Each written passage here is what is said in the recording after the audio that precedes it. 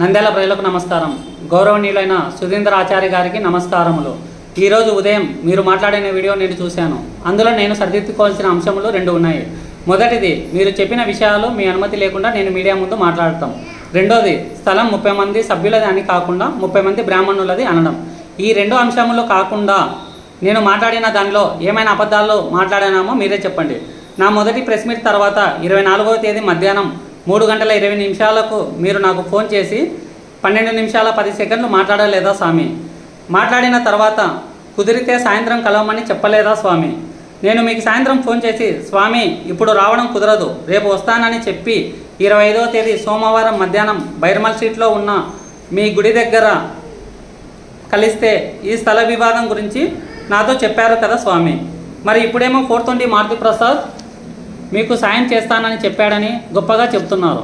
బాగుంది స్వామి, స్థలం విలువ కోట్లు కాదు 15-20 లక్షలని ఇప్పుడు చెప్తున్నారు కదా స్వామి. అలాగే అనుకుంటే మీరు మీ మామగారి స్థలం విలువ 20 లక్షలు అనుకుంటే మరి మిగతా 28 మంది స్థలం అంతా కలిపితే 2.5 ఎకరా అవుతుంది స్వామి. మరి ఎస్బీఐ కాలనీలో 2.5 ఎకరా స్థలం విలువ 20 లక్షలేనా స్వామి? మరి అన్ని కోట్ల విలువైన స్థలాన్ని మారుతి ప్రసాద్ మీతో ఏమైనా కొంటాను అన్నాడా స్వామి? లేక మీకు ఏ విధంగా న్యాయం చేస్తాను అన్నాడో మారుతి ప్రసాద్ను ప్రజలకు వివరించమని చెప్పండి స్వామి.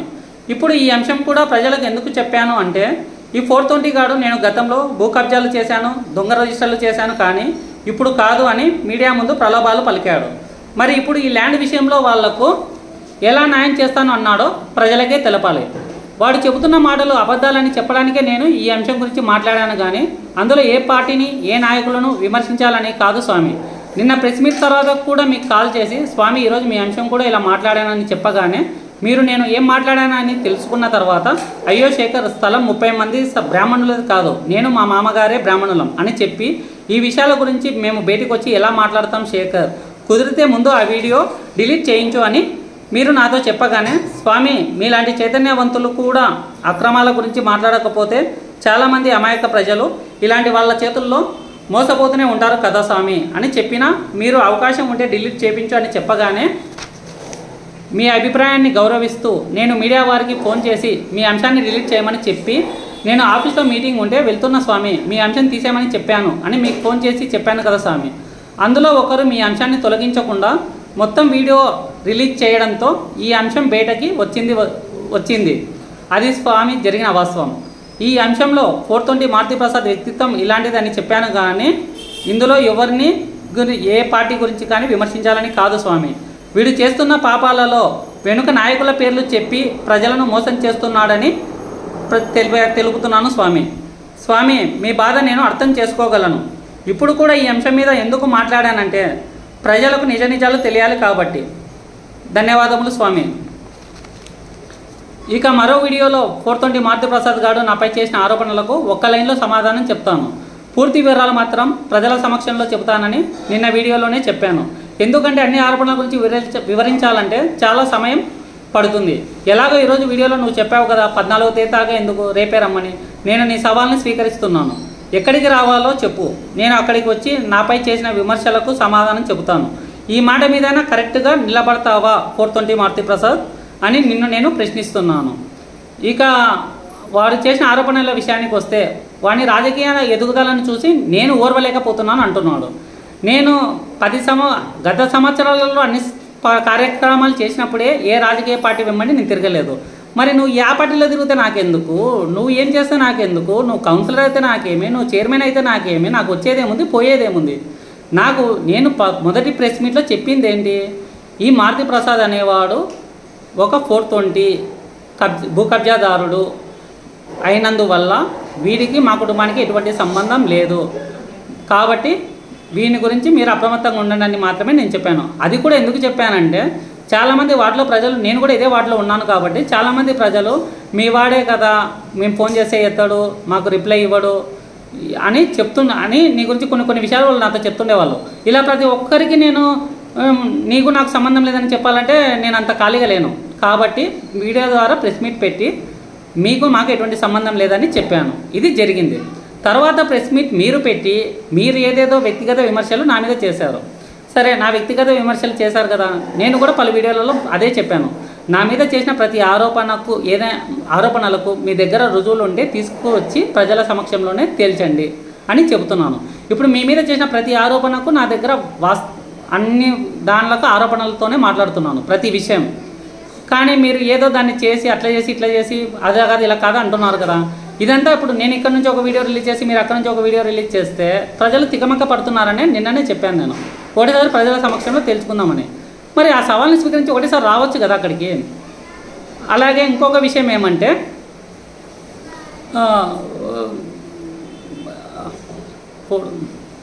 ఇంకొక విషయం గురించి కూడా మాట్లాడుతున్నాడు. నాకేదో జబ్బు ఉందని చెప్పి అంటువ్యాధి అని చెప్పి వీడేదో హాస్పిటల్ తీసుకెళ్ళి నన్ను ఉద్ధరించానని చెప్తున్నాడు కదా. దాని గురించి మాట్లాడితే వెన్నపూసలో నీరు వస్తే తీసే దాన్ని అంటువ్యాధి అని అంటారని వీడు ఏమైనా మెడికల్ సైన్స్లో కొత్తగా కనిపెట్టాడేమో నాకైతే తెలియదు. నా రిపోర్ట్స్ అన్నీ కూడా నేను ప్రజల సమక్షంలోకి తెస్తాను. నాకు ఏ వ్యాధి ఉందో అప్పుడే మీకు తెలియజేస్తాను. ఒకవేళ వాడన్నట్టు నాకు అంటువ్యాధి ఉంటే 2021లో నేను లైఫ్ ఇన్సూరెన్స్లో టర్మ్ ఇన్సూరెన్స్ ప్లాన్ అప్లై చేస్తే నాకు ఆమోదం తెలిపారు 50 లక్షల రూపాయలకి. ఈ టర్మ్ ప్లాన్ ఇన్సూరెన్స్ ఇచ్చే ముందు కంపెనీ ఏం చేస్తుందంటే మొదటిగా మన బ్లడ్ శాంపిల్ మన ఈసీజీ రిపోర్ట్స్ అన్నీ తీసి మనలో ఉన్న సకలం టెస్ట్ చేసిన తర్వాతనే అన్నీ అనుకూలంగా ఉంటేనే వీళ్ళు మనకు టర్మ్ ప్లాన్ ఇస్తారు. ఎందుకని టెస్టులు చేస్తారంటే ఇక్కడ మనం కట్టేది గోదంత అయితే వాళ్ళు ఇచ్చేది కొండంత ఉంటుంది కాబట్టి ఈ ప్రక్రియ పూర్తయిన తర్వాతనే పాలసీ ఆమోదం తెలుపుతారు. మరి నువ్వు చెప్తున్నట్టు నాలో అన్ని జబ్బులు ఉంటే ఈ పాలసీ నాకు ఎట్లా ఇష్యూ చేశారో చెప్పురా లోఫర్ వెధవా. ఇంకా మళ్ళీ ఒక విషయానికి వస్తే వానిపై చేస్తున్న ఆరోపణలు తెలియక మా కుటుంబ విషయాల గురించి మాట్లాడాడు. ఓకే అనుకుందాం, ఏదో రజకుడు నాగరాజు గురించి చెప్పాడు. అది కూడా రజకుడు నాగరాజు అనేది నేను అడిగితే వాళ్ళని కనుక్కుంటే నాకు తెలిసిన విషయం వరకు ఏమంటే అదేదో వ్యాపార నిమిత్తం చేసిన ప్రక్రియ అని చెప్పారు. ఏదైనా కూడా వాళ్ళ సొమ్ము వాళ్ళకి ఇచ్చే విధంగానే తెలియాలి. ఏదైనా తప్పు తప్పే, అది మా తమ్ములు చేసినా మీ తమ్ములు చేసినా నువ్వు చేసినా నేను చేసినా ఏదైనా కూడా తప్పు తప్పే కనుక దానికి కూడా మాట్లాడతాను. అదే ఏదో ఇంకొక విషయం వచ్చేసి ఇక్కడ నందమూరి నగర్ వైఎస్ నగర్ స్థలాలు నా పేరు మా తమ్ముళ్ళ పేరు చెప్పావు. నేను కానీ ఎప్పుడైనా కూడా ఏ స్థలంలో అయినా నా పేరు ఉంది నేను వెళ్ళి అక్కడ చూపించానని తెలిస్తే నువ్వు ఏది చెప్పినా నేను దానికి నీ మాట కట్టుబడతాను. ఒకవేళ మా ఆడ ఉన్న ల్యాండ్లన్నీ ఏదో గోల్మాలు ఉన్నాయి కానీ దాని గురించి అయితే నాకు పూర్తిగా తెలియదు. నేను అందుకే మీ వచ్చి ప్రజల ముందనే తేల్చుకుందామని చెప్పాను ఆ విషయాలలో కూడా. ఇంకా మరో అంశం ఇంకా చాలా మాట్లాడుతున్నావు. ఇవన్నీ నాకు ఎందుకంటే ఇప్పుడు వీడియో లెంగ్త్ ఎక్కువ అవుతుంది కాబట్టి నేను చెప్పదలుచుకోలేదు. ఇప్పుడు నువ్వు అసత్య ఆరోపణలు చేస్తున్నావు కాబట్టి ఇవన్నీ వద్దు నీకు నాకు మధ్య. నువ్వు రేపు ప్రజల సమక్షంలోకి రమ్మన్నావు, నేను రేపే వస్తాను. నీ వాదనలు అక్కడ వినిపించు, నా వాదనలు అక్కడ వినిపిస్తా. అక్కడే ప్రజల సమక్షంలోనే నువ్వు కరెక్ట్గా ఉన్నావో నేను కరెక్ట్గా ఉన్నానో ప్రజలే తెలుస్తారు. ప్రతి అంశము రికార్డింగ్ ద్వారా మొత్తం వీడియో చేద్దాం, అక్కడే తెలుసుకుందాం. ఈ సవాళ్ళైనా స్వీకరించురా 420గా. ఇంకా ఇంతకు మించి నీ గురించి నేను మాట్లాడాలంటే ఇంకా నాకు రోజు మాట్లాడాలంటే నాకే ఎట్లుందంటే ఇది ఇంకా వేరే విధంగా ఉంది. ఇంకా అది మాటల్లో చెప్పలేను. కాబట్టి నువ్వు ఎక్కడికైనా ఏదైనా నేను వచ్చి మాట్లాడతానని చెప్తాను. ఇప్పుడు నువ్వు చేసిన ఈ 2 ఆరోపణలు కూడా ఇప్పుడు సుధీంద్ర స్వామి గారి ఫోన్ కాల్ లిస్ట్ ఇప్పుడు ఎట్లా మనం స్టేషన్కి వెళ్తున్నాను కాబట్టి నేను అక్కడ సిఐ గారికే కాల్ లిస్ట్ చూపిస్తాను. అలాగే నేను గతంలో మళ్ళీ అప్లై చేసిన టర్మ్ ఇన్సూరెన్స్ ప్లాన్ గురించి కూడా చూపిస్తాను. ఏమేమి ఉన్నాయో అన్నీ మీరు మీ ద్వారా తెలియాలి నాకు. అందరికీ ధన్యవాదములు.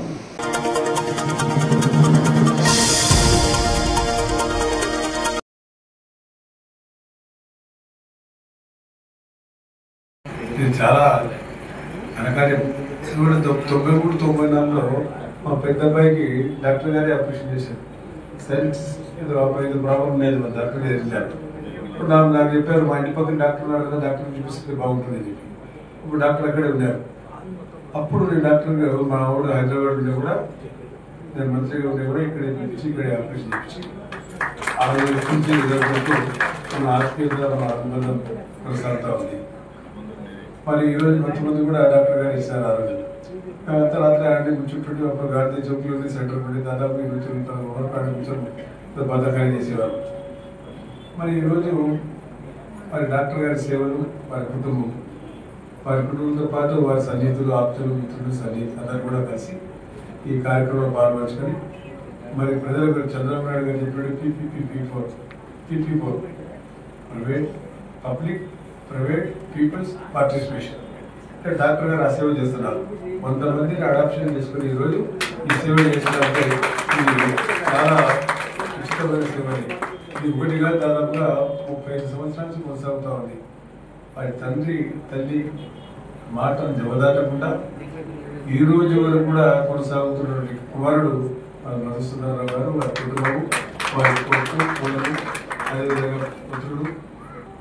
మరి ఈ కార్యక్రమంలో పేదవారికి సేవ చేయాలనేది చాలా చాలా ధైర్యం ఉండాలి, గట్స్ ఉండాలి, త్యాగం అనేది ఉండాలి. మరి ముఖ్యంగా ఆయన ఆర్థికంగా చూడడం లేదు. సంపాదన సంపాదించవచ్చు, సంపాదన అనేది పెద్ద సంగతి కాదు. సేవ చేసే దృక్పథం అనేది చాలా పెద్దది, చాలా చిన్న విషయం కాదు.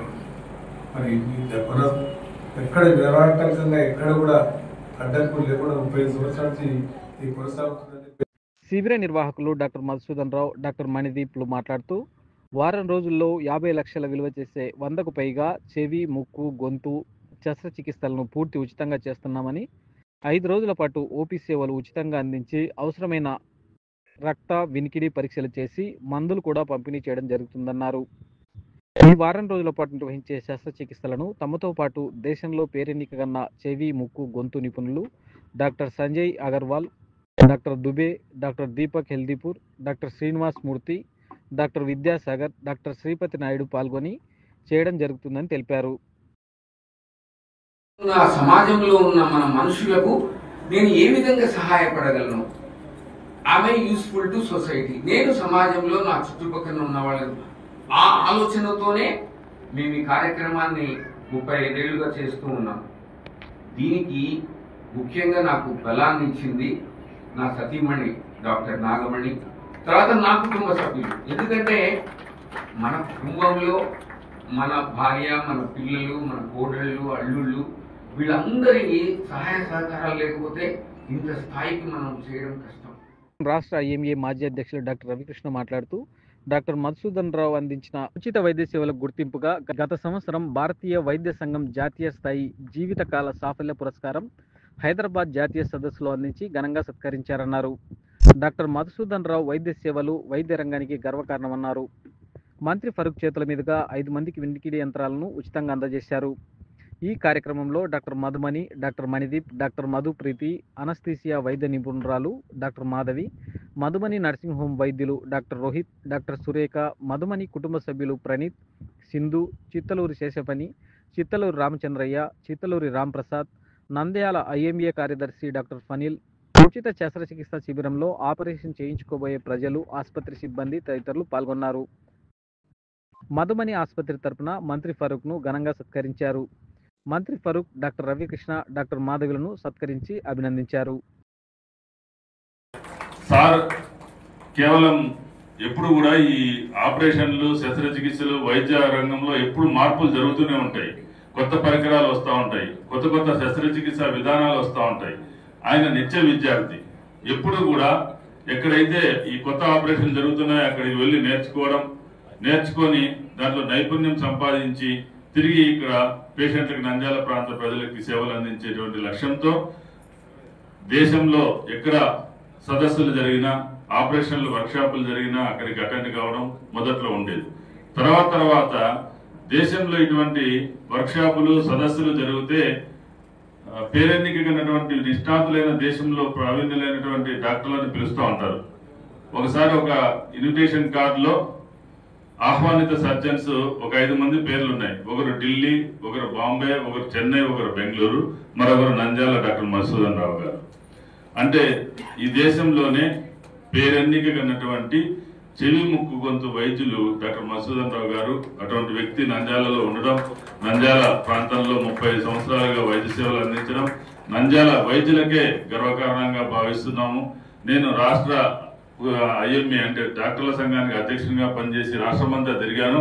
ఇటువంటి వైద్య సేవలు అందించేటువంటి వైద్యుడు లేదా ఆసుపత్రి ఈ రాష్ట్రంలో ఎక్కడా లేదు అని చెప్పడానికి మాత్రం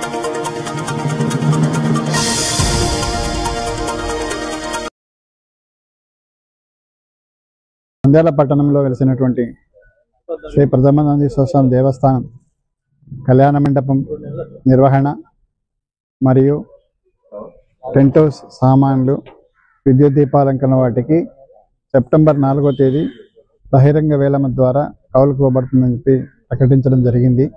కానీ సహదేవుడు వారు, గతంలో కళ్యాణ మండపం నిర్వహిస్తున్న సహదేవుడు వారు ఉన్నత న్యాయస్థానాన్ని ఆశ్రయించడం వలన వారు మేము కళ్యాణ మండపం రెంట్ మేము చెల్లిస్తాము, మాకే కేటాయించాలని వారు కోరడం జరిగింది. దానిపైన ఉన్నత న్యాయస్థానం దేవాదాయ శాఖ కమిషనర్ వారిని అప్రోచ్ అయి వారి ద్వారా మీరు ఉత్తర్వులు పొందాలని చెప్పి వారికి ఆదేశించడం జరిగింది. మిగతా టెంట్ హౌస్ సామాన్లు, విద్యుత్ దీపాలంకరణ వాటికి మాత్రం బహిరంగ వేలం నిర్వహించుకోవచ్చని చెప్పి ఉన్నత న్యాయస్థానం ఆదేశించడం జరిగింది. కావున ఉన్నత న్యాయస్థానం ఆదేశానుసారం రేపు 4వ తేదీ టెంట్ హౌస్ సామాన్లకు మరియు విద్యుత్ దీపాలకు మాత్రమే బహిరంగ వేలం నిర్వహిస్తాము. కళ్యాణ మండపం లీజు మాత్రము నిర్వహణ బహిరంగ వేలంలో నిర్వహించడం లేదు. ఇది కమిషనర్ గారి ఉత్తర్వు వచ్చిన తర్వాత తదుపరి దాని ప్రకారం చర్యలు తీసుకుంటాము.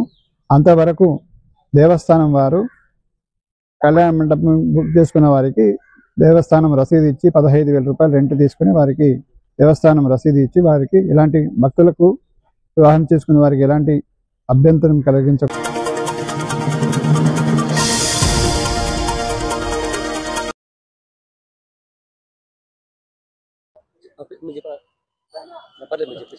జై వాసవి. అందరికీ నమస్కారం.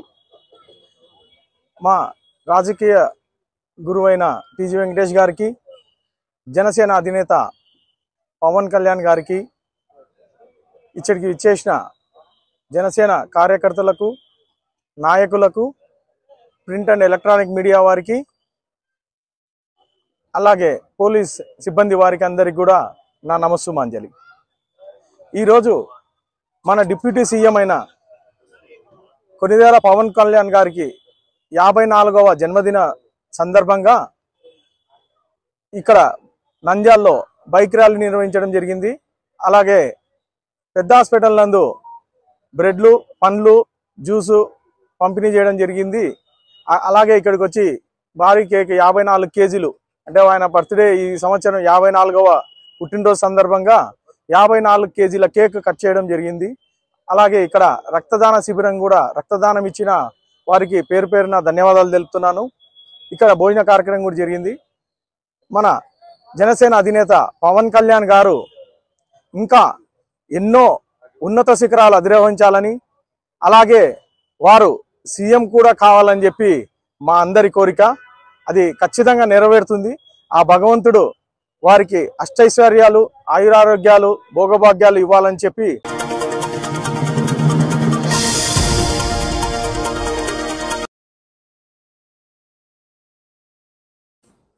ఈరోజు రాష్ట్రంలో ఎక్కడ చూసినా కూడా తెలుగుదేశం పార్టీ నాయకులు, జన సైనికులు అందరూ కూడా ఎన్డీఏ ప్రభుత్వం ఏ విధంగా పనిచేస్తుందో, ఏ విధంగా ప్రజలకు అందుబాటులో ఉండి సమస్యలు తీర్చడానికి కష్టపడుతున్నారో అందరూ కూడా గమనిస్తున్నాము. గతంలో వైఎస్ఆర్సీపీ నాయకులు పరిపాలన చేసినప్పుడు కక్ష రాజకీయాలు, కుట్రలు, తప్పుడు కేసులు ఈ విధంగా పరిపాలన చేసి ప్రజల జీవితాలతో ఆడుకోవడం జరిగింది. ఆలగడ్డ కూడా చాలా సందర్భాల్లో మరి మేము కూడా ప్రతిపక్షంలో ఉన్నప్పుడు ఆలగడ్డలో జరిగిన అవినీతి కావచ్చు, అక్రమాలు కావచ్చు, తప్పుడు కేసుల గురించి కావచ్చు ఎన్నో రకాలుగా పోరాటాలు చేయడం జరిగింది. అధికారంలోకి వచ్చిన తర్వాత ఎన్నో సమస్యలు తీర్చడానికి అటు మంత్రులు కావచ్చు, ముఖ్యమంత్రి కావచ్చు, లేకపోతే కేంద్రం నుంచి కూడా సపోర్ట్ తీసుకొని ఆలగడ్డకి నిధులు ఎట్లా తీసుకురావాలి, ఏ విధంగా ఆలగడ్డని అభివృద్ధి చేయాలనే విషయంలో మేము కూడా ఎప్పటికప్పుడు చర్చలు చేయడం జరుగుతుంది. ఇప్పటికే చాలా వరకు సీఎం రిలీఫ్ ఫండ్స్ కావచ్చు, లేకపోతే రోడ్స్ కావచ్చు, డ్రైన్స్ కావచ్చు, కొత్త ఇల్లు కావచ్చు, ఇట్లా ఎన్నో కార్యక్రమాలు చేయడానికి మేము కూడా ప్రజలకి అందుబాటులో ఉండడం జరుగుతుంది. కానీ నేను అందుబాటు లేని సందర్భంలో ప్రజలు ఇంటికాడికి వచ్చి వాళ్ళ సమస్యలు చెప్పుకోలేని పరిస్థితి ఉండకూడదని చెప్పి ఒక నిర్ణయం తీసుకోవడం జరిగింది. ఈరోజు ఏదైతే గతంలో ఆస్క్ అఖిల అనే ఒక ప్రోగ్రాంతో మరి ప్రజలకి, ముఖ్యంగా యువతకి దగ్గరయ్యి వాళ్ళ ఆలోచన విధానం కావచ్చు, వాళ్ళ సమస్యలు కావచ్చు, వాళ్ళు అడిగి ఆ ఆస్క్ అఖిల అనే ప్రోగ్రాము యువతలో చాలా బాగా సక్సెస్ అయిందని చాలా మంది యువతకు సంబంధించిన స్టూడెంట్స్ మాకు చెప్పడం జరిగింది. సో దాని స్ఫూర్తిగా తీసుకొని ఈ రోజు చంద్రబాబు నాయుడు గారు కావచ్చు, లోకేష్ గారు కావచ్చు, పవన్ కళ్యాణ్ గారు కావచ్చు ఎంత కష్టపడుతున్నారో, అందుబాటులో వాళ్ళు లేకపోయినా ఏ విధంగా పనులు చేయడానికి వాట్సాప్ గవర్నెన్స్ పెట్టి కూడా ప్రజలకు ఏ విధంగా దగ్గరైనారనేది మనం అందరం కూడా చూడడం జరుగుతుంది. సో ఆలగడ్డలో కూడా అటువంటి సమస్యలు నేను లేనప్పుడు ఎవరు ఇంటికాడికి వచ్చి వెనక్కి వెళ్ళిపోకూడదు, వాళ్ళు ఇంట్లలో కూర్చొనైనా సరే వాళ్ళ సమస్యలు నాకు చెప్పుకోవడానికి ఒక ప్లాట్ఫామ్, ఒక అవకాశం ఇవ్వడానికి ఒక కార్యక్రమం ఈరోజు పెట్టడం జరిగింది. ఒక ఫోన్ నంబర్ అందరికి అందుబాటులో వచ్చేటట్టుగా 4వ తారీఖు నుంచి నిన్న లాంచ్ చేయడం జరిగింది. 1వ తారీఖు నిన్న లాంచ్ చేయడం జరిగింది. 4వ తారీఖు నుంచి మరి ఈ నంబర్ యూజ్ లో వస్తుంది, ఈ నంబర్ స్టార్ట్ అవ్వడం జరుగుతుంది. సో మీరు ఎక్కడైనా సరే ఆలగడ్డలో మీ ఇంటి దగ్గర ఏదైనా సమస్య ఉన్నా, ఇంటి దగ్గర ఏదైనా రోడ్డు బాగాలేకపోయినా, కాలువ బాగాలేకపోయినా, మీ ఇంట్లో ఏదైనా సమస్య ఉన్నా, లేకపోతే ప్రభుత్వం తరపు నుంచి మీకు రావాల్సిన పథకాలు ఏమైనా రాకపోయినా, మీరు ఏదైనా నాకు ఏదైనా చెప్పుకోవాలన్నా, మీరు నా ఇంటి వరకు వచ్చి చెప్పుకోలేనివి ఏమైనా ఉన్నా కూడా మీరు ఇది నా పర్సనల్ నంబర్ గా అనుకోండి. ఎందుకంటే ఇది మీరు మెసేజ్ రూపంలో కావచ్చు, వాట్సాప్ రూపంలో కావచ్చు, లేదా ఫోన్ చేసి కానీ మీరు చెప్పిన 5 నిమిషాలకే అది నా దృష్టికి రావడం జరుగుతుంది.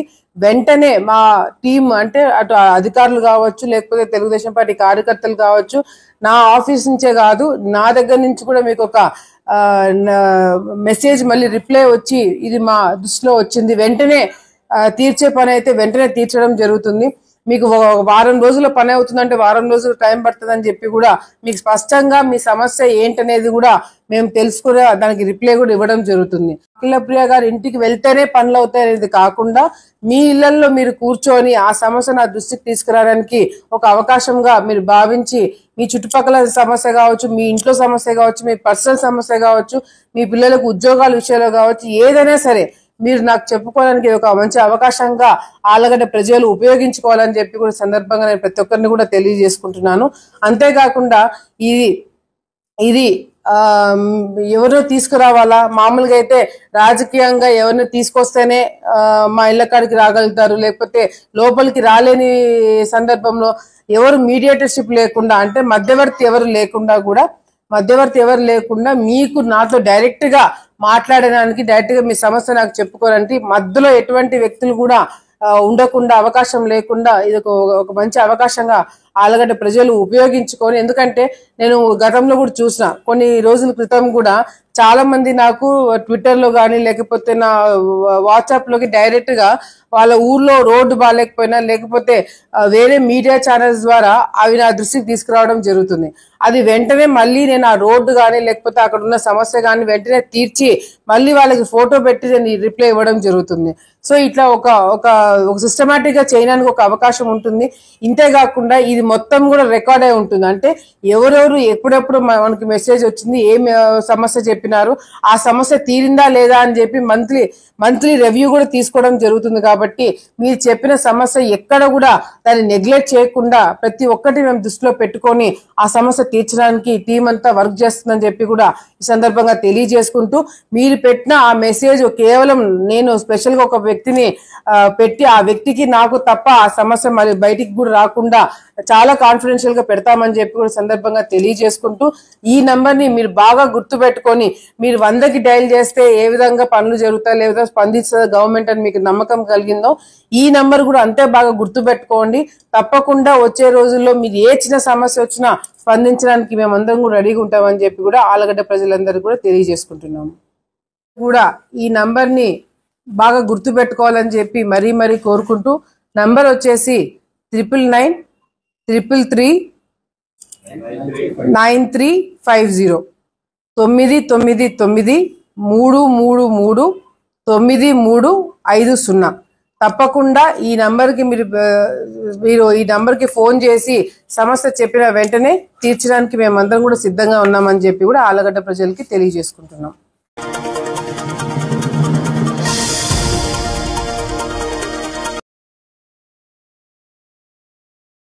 మెగా డిఎస్సిలో ఉద్యోగాలు సాధించిన విద్యార్థులను అభినందించిన మంత్రి ఎన్ఎండి ఫరూక్. రాష్ట్ర ప్రభుత్వ నిర్వహించిన మెగా డిఎస్సిలో ఉద్యోగాలు సాధించిన విద్యార్థులను మరియు శిక్షణ ఇచ్చిన ప్రతిభ అకాడమీ కోచింగ్ సెంటర్ డైరెక్టర్ ఉషారాణిని, గౌరవ సలహాదారుడు రామశేఖర్ను రాష్ట్ర న్యాయ మరియు మైనారిటీ సంక్షేమ శాఖ మంత్రివర్యులు ఎన్ఎండి ఫరూక్ అభినందించారు. ఈ సందర్భంగా మంత్రివర్యులు ఎన్ఎండి ఫరూక్ మాట్లాడుతూ, గత టీడీపీ ప్రభుత్వాలలో 14 ఏళ్లు ముఖ్యమంత్రిగా ఉన్న చంద్రబాబు నాయుడు 9 సార్లు డిఎస్సి నిర్వహించి యువతకు ప్రభుత్వ ఉపాధ్యాయ పోస్టులు ఇచ్చారని, ఈసారి కూడా కూటమి ప్రభుత్వంలోనే ముఖ్యమంత్రి చంద్రబాబు, విద్యాశాఖ మంత్రి నారా లోకేష్ ఎన్నికల్లో ఇచ్చిన హామీ ప్రకారం ఏడాదిలోనే మెగా డిఎస్సి నిర్వహించి 16,347 కుటుంబాలకు వెలుగును ప్రసాదించారని మంత్రి ఫరూక్ అన్నారు. నంద్యాల టీడీపీ జిల్లా ప్రధాన కార్యదర్శి ఎన్ఎండి ఫిరోజ్ మాట్లాడుతూ, నిరుద్యోగుల ప్రభుత్వ ఉద్యోగం కలను కూటమి ప్రభుత్వం నెరవేర్చిందని, రాష్ట్ర భవిష్యత్ యువత ఉజ్వల భవితకు బాటలు వేసేందుకు కూటమి ప్రభుత్వం అన్నారు. ఐటీ, ఏఐ, క్వాంటం వ్యాలీ ఉద్యోగాలు కల్పించేందుకు ప్రభుత్వం విస్తృత కృషి చేస్తోందన్నారు. ప్రతిభ అకాడమీ డైరెక్టర్ ఉషారాణి మాట్లాడుతూ, ఎస్ఎం మ్యాథ్స్లో ఇంద్రాణి జిల్లా మొదటి ర్యాంక్ మరియు రాష్ట్ర స్థాయిలో 5వ ర్యాంక్ను, ఎస్ఎస్ సోషియల్లో విద్యార్థి శ్రీనివాసులు జిల్లా మొదటి ర్యాంక్ మరియు ఎస్డిటిలో విద్యార్థి రషీదా 50వ ర్యాంక్, ఎం నాగజ్యోతి ఉద్యోగాలు సాధించారన్నారు.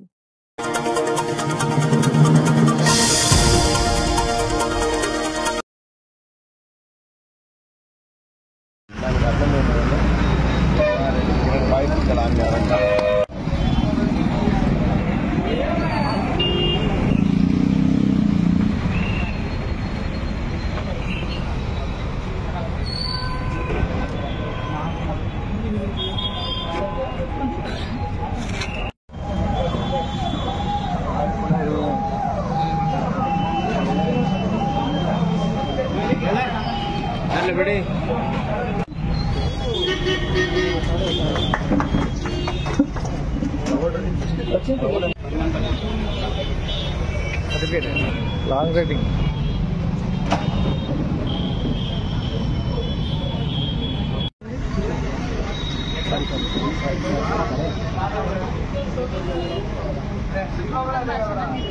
అక్కడ ఉన్నాడు మొహమ్మద్.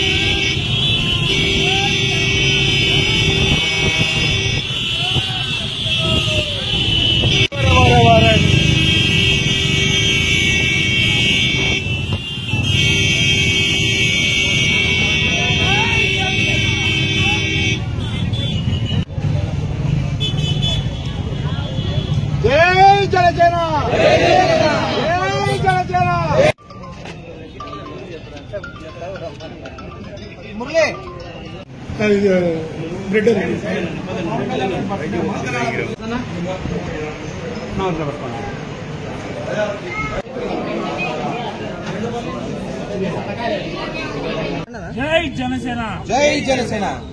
ఇక్కడ చూడండి ఒకసారి. ఓకే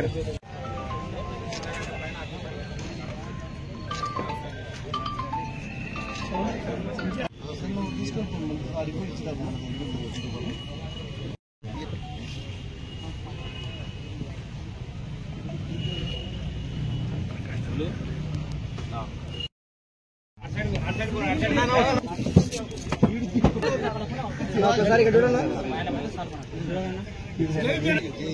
జై జై జనసేన. అక్కడ నుంచి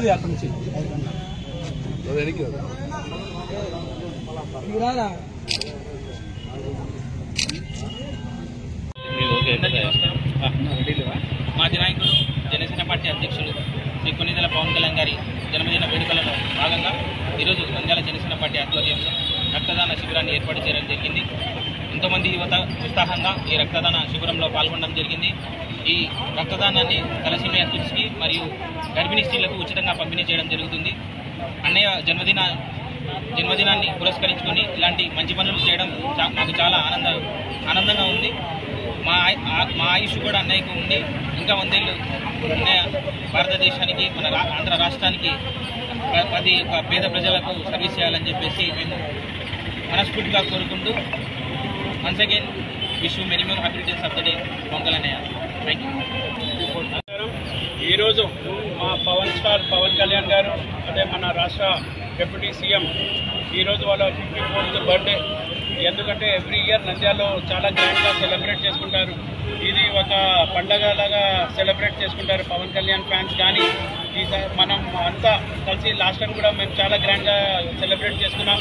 ఇట్లానే పవన్ కళ్యాణ్ గారు ప్రజల సేవ చేసుకుంటా మన పాలిటిక్స్లో కూడా ముందుకు వెళ్ళి ఇంకా దూరదృష్టితో మన ఏమంటే విజన్ 2047కి ముందుకు తీసుకువెళ్ళాలని, అట్లానే కూటమి ప్రభుత్వం అందరూ కలిసికట్టిగా ఇంకా ఆంధ్రప్రదేశ్ని స్వర్ణాంధ్రప్రదేశ్ లాగా ముందుకు సాగి మన నంద్యాల డెవలప్మెంట్ కానీ అట్లానే మన ఏమంటే ఆంధ్రప్రదేశ్ అమరావతి డెవలప్మెంట్ కానీ అంతా కలిసికట్టిగా మన కూటమి ప్రభుత్వం కానీ మన జన సైనికులు కానీ అందరూ కలిసికట్టిగా ముందుకెళ్ళి మనం ఏదన్నా సేవా కార్యక్రమం చేయాలంటే ముందుకుంటారు.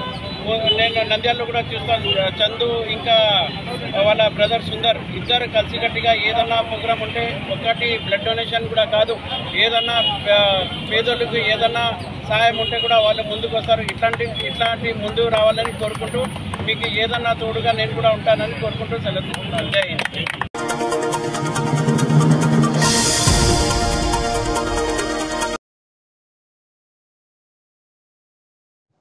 అందరికీ నమస్కారం.